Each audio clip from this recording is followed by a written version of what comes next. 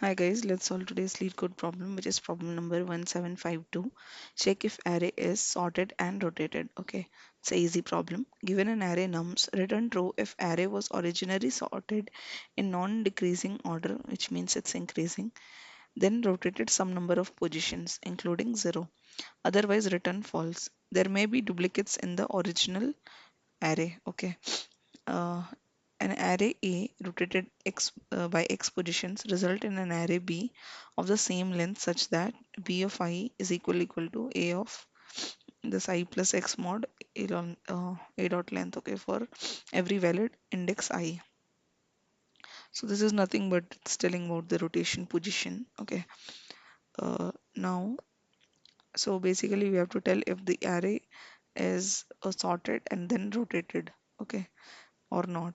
So in this example, if we see, so this array is sorted and rotated. How will we know that? So if this array was originally 1, 2, 3, 4, 5, right? Then after rotating this array was originally like this. And if we rotate this array by two positions to the beginning of the element, so this if we move by one position, this one, right? So this one will come at the end. So it will be one like this. Now if you rotate by one more position, so this two will come at the end like this. So this is the how if we rotate this array by two position, this is how the array would look like. So this is that example we have to tell. So in this case, it was true. Now for this one, if you say, so there is no sorted array, rotated any number of times. So for this answer is false. Constraint is pretty low. Our brute force approach will also work here, and approaches that we are going to cover is brute force and optimal. Okay, so let's see the brute force approach. So brute force is basically trying every point as a starting point if it is rotated. Okay, so if let's say this if array is rotated or not, I will take this position as starting position, saying that if the rotation happen, the starting would be this one. So I'll keep on checking if my array is increasing or not. Till here when I came, I see that it is not increasing, right? For increasing, the property is current value should be less than the next value, right? So here the current value 5 is not less than 1, so which means this is not a right rotated position. Okay, so then I'll check with starting with 4. Okay, if when I checked with 4, the same thing. Then I'll check with 5. Okay, so when I started with 5, again it is same thing, right? So it from here basically it will break. So when I start with this index 3, so when I started, I checked, okay, this is increasing, all good. Now after this, since we know that we have to check a complete array, right? I mean, since this is rotated, so after this, since this indexes are done, we have to check from the starting, right? So once this 3 and 4 is done, I have to start again from 0, 1, 2 till 2, right? So what I will do, I will start from 1 to the comparison would start. So here I will check that 1 and 2 it's increasing, we are good. Then we will check for 2 and 3. So there also 2 is less than 3, so we are good. Then here we will check for 3 and 4. So again 3 is less than 4, we are good. Then we will check for 4 and 5. So 4 and 5, 4 is less and 5 is greater. So after when we took this position as the starting point, we were able to find all the elements which were sorted, right? So since we were able to find, so we can directly return here from here true. Okay, otherwise we will try for all these positions as a starting point, and we will check if that is rotated or not. Okay, I mean sorted or not, and if this is the starting point after the rotation. Okay, so if we find at any point of time, we will return true. If after trying all the positions as starting point we didn't find, so we can return false, that this array is not sorted or rotated. So now let's check the code. So here n is nums dot size. Then we are taking this index, every index from starting 0 till n as the starting point. Okay, and we are considering that this array would be sorted for this starting position. We will start with that assumption. Okay, now we will iterate over the array. because array would be of length n only, right? And for doing the comparison from this I minus 1 or I to I plus 1 value, when I have to do these values of these comparisons, right? So I have to go from 0 to n minus 1 only, right? So that I would be able to do for comparison for I plus 1. So for the same reason, this k is going from 0 till I n minus 1 only. Here, since I have this array as rotated, right? So if I take this position, I mean if I took this one as starting, right? So when I took this as starting, next index would be this, but after this next index would be this one, right? So to get that, what I need to do, I need to, so this is my starting point and here I am moving my k, right? This is my k that is moving.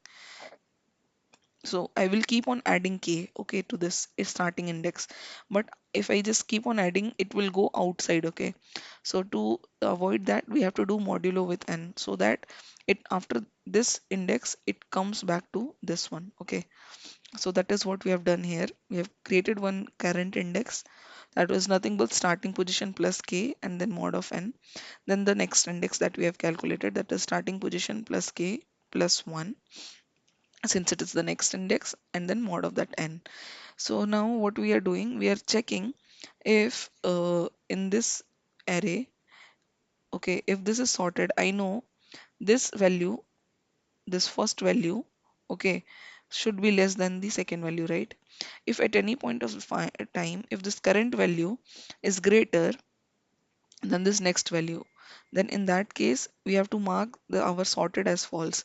That when we took this index as the starting point, we came across such that nums of current is greater than nums of next, which means it is not sorted, okay. So we mark the sorted variable as false and then we break from here, okay. Now let's say after any starting considering any starting point and iterating through, we didn't find any of this, right? Which means our array was sorted, right? So here we will have a check if array was sorted. Okay, then at the end of this we can return true. Okay, if not, then for all of this starting point we have to check if array was sorted or not, and we didn't find any for any of this starting point array was sorted, then we can return false at the end. Okay, so that is what we are going to do. And if you see the time complexity, we are clearly learning two loops. So that is O of n square, and space complexity, so we are taking few variables, so it is just O of 1. Okay, so that is about this. Now let's see the uh, optimal approach for this. So this optimal approach is nothing but the kind of observation from above that we were doing, that if it is breaking then it was not sorted, right? So what we can do, we can count the number of positions where the sorted order breaks, okay. And we know that if an array is just sorted, right, just sorted in increasing order, so this will never break, right? I mean, there won't be any breakage positions. But if array is sorted, rotated, okay, then there can be at max only one such violations, right? So what we will do, we will count the violations, uh, how many violations are there in the array, and in case of sorted rotated, the number of violations would be one, okay. But at any point of time, such violation increases by, I mean, it is greater than one, then we can directly return false, right? So same thing we will do, and this is including the circular check as well between the first and the last element. I'll explain more about that, okay. So what I'll do, I'll start my comparison, okay. When I started from here, I'll check if this value is less than 4 or not. It is. So we are good. Number of violations are 0. Then we moved our pointer here. We checked about 4 and 5.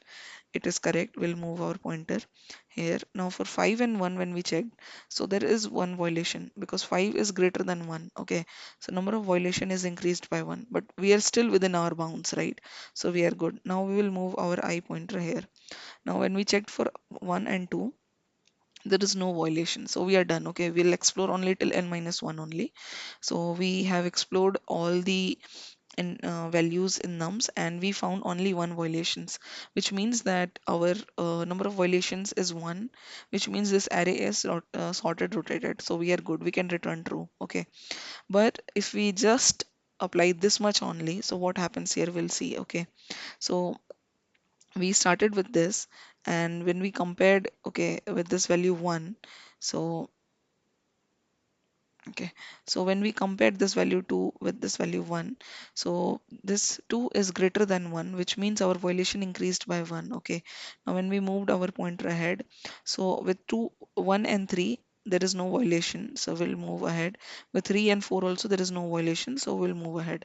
So after this, we are done. Okay, but at the end, we found only one violation. So based on our current understanding, we could have returned true, right? That this array is sorted rotated. But if you clearly see, if we just write it, let's say this is the starting point. Okay, so now if we write it as a sorted array, so it will look like 1 2 3 1 3 4 and then 2, right? Because that is how it happens, right? This is 1 2 and all elements from this set 3 4 5. That is how this looks after, sorting. So now if you see here, this one is not sorted, right? This 1 3 4 is fine, but after 4 2 cannot be there, right?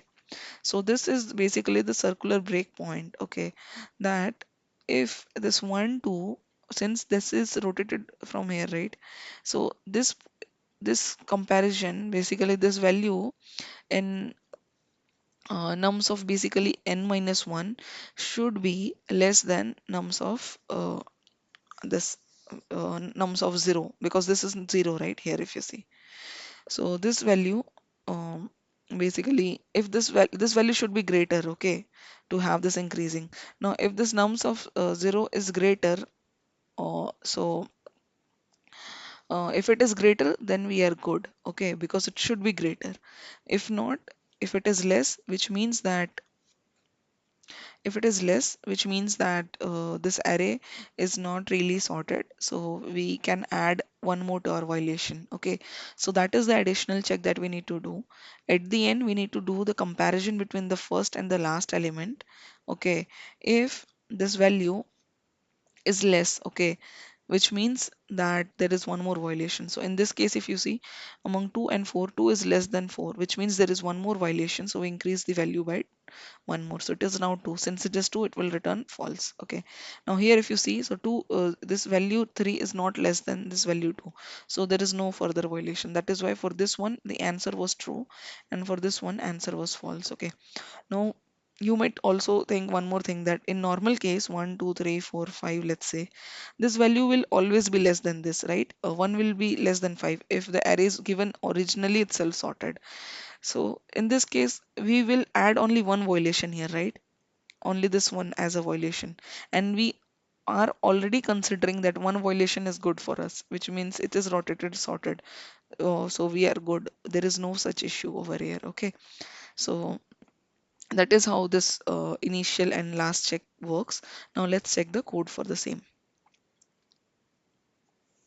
So what we will do, we will have the violation count as 0 initially, and as nums dot size, and this is initial check. If nums n is less than equal to 1, which means there is either no value or only one value in the array, which means it is always rotated sorted, so we are directly returning true. Okay, now we are iterating on this array and from 0 till n minus 1, and we are checking if nums of I is less than nums of I plus 1. Okay, if this value is less than I plus 1, so we can do what we can do, we can increase our violation. Okay, because nums of I think this need to be greater. Okay, if nums of I is greater than nums of I plus 1, then our violation would increase. If at any point violation is greater than 1, then we can directly return false. Okay, now this is the one more check that we need to do. If nums of 0 is less than nums of n minus 1, basically if the starting after rotation, we know that, right, that the first value will be always greater than the last value in the array, right, after rotation. So for that reason, if it is less, then we have to increase the number violation count. Okay, at the end, if violation is less than equal to 0, less than equal to 1, which means it is rotated sorted, so we will return true, otherwise we'll return false. Okay, so that is about that. And if we see the time complexity, so this is the one loop that we are running for n times, and there is just few variables that we have taken. So time complexity is O of n and space complexity is O of 1. So yeah, that's about this approach. I hope you like this video. Thank you for watching. Stay tuned for next videos.